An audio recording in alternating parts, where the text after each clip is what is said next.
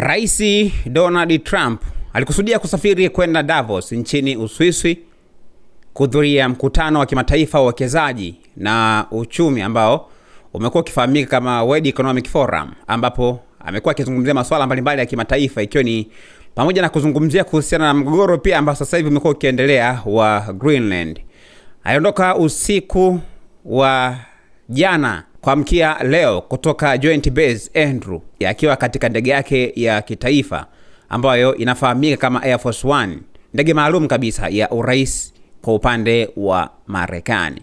Karibu dakika chache tu kabla hajaondoka safari yake pia kuelekea Uswisi, ndege hiyo pia ilirudi nyuma ghafla, kitu ambacho kilisababisha watu wengi zaidi waweze kupatwa na mshtuko kutokana na tukio hilo pia ambalo lilikuwa likijitokeza, na yenyewe ilirudi mpaka kwenye maeneo ya mashamba katika eneo hilo la Joint Base Andrews Airport. Wataalamu wa ndege waliibua itilafu ya umeme ambayo ni ndogo tu mara baada ya ndege hiyo pia kuweza kuchukua muda mrefu kidogo kutokana na kile ambacho kilijitokeza, lakini sehemu ya taa ndani ya ndege ilizima kwa muda mfupi, jambo ambalo pia lilisababisha wasiwasi wa usalama kwa upande wa abiria wa ndege, ikiwa ni sehemu pia ya tahadhari ambayo ni ya kawaida kabisa, hususan katika usafiri wa ndege. Kwa sababu ya itilafu hii, Air Force One yenyewe ilazimika kurejea salama kabisa katika Joint Base Andrews, kwa maana kwamba katika viwanja hivyo mara moja tu.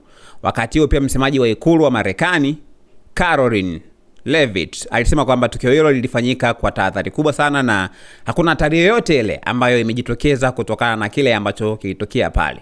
Baada ya kurejea, Trump na msafara wake pia hawakuweza kuachwa kabisa bila safari zao au mpango wao, pia walihamishiwa kwenye ndege nyingine mbadala ambayo ni Air Force C-32, ndege ambayo ni ndogo, Boeing 757, na mara nyingi zaidi imekuwa ikitumika katika safari za ndani au kama ndege ya ziada endapo kutakuwa kuna changamoto yote ile. Safari yao pia iliendelea kisha saa chache na Trump pia hatimaye alifika Uswisi, ingawa safari ilichelewa zaidi ya saa 2.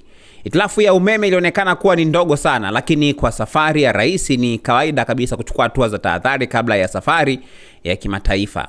Air Force One ina miaka 30 mpaka 40 ya matumizi na kutengenezwa kwake kunachukua muda mrefu sana katika ndege hizi, lakini Trump na Wizara ya Ulinzi tayari pia wamekuwa kizungumza juu ya uingizwaji wa ndege hii hapa miaka kadhaa nyuma kutokana na kupata wasiwasi. Sasa watu wengi wamekuwa kijiuliza maswali, pengine ni nini ambacho kitatokea kutokana na tukio hilo pia ambalo lilitokea. Lakini tukio hilo pia limeonekana kama kumbukumbu ya jinsi safari za watawala wa dunia zinavyotozwa viwango vya juu zaidi vya kiusalama au kuweza kuangaliwa zaidi, hususan katika itilafu kama hizi ambazo zimekuwa zikitokea, kwa mfano kwenye swala la taa. Lakini kwa upande wa Trump pia hakuweza kuzuia safari yake, lakini aliendelea na hatimaye pia amefika ambako alikuwa anaelekea. Haya ndivyo ambavyo ilikuwa. Ni moja kati ya story ambayo watu wengi zaidi wamejiuliza ni nini ambacho kimetokea mpaka mambo yakawa yapo hivi. Haya bana, endelea kutuandikia maoni yako, lakini pia usiache kusubscribe account yetu ya YouTube ambayo inasomeka Dodoma TV, ili pia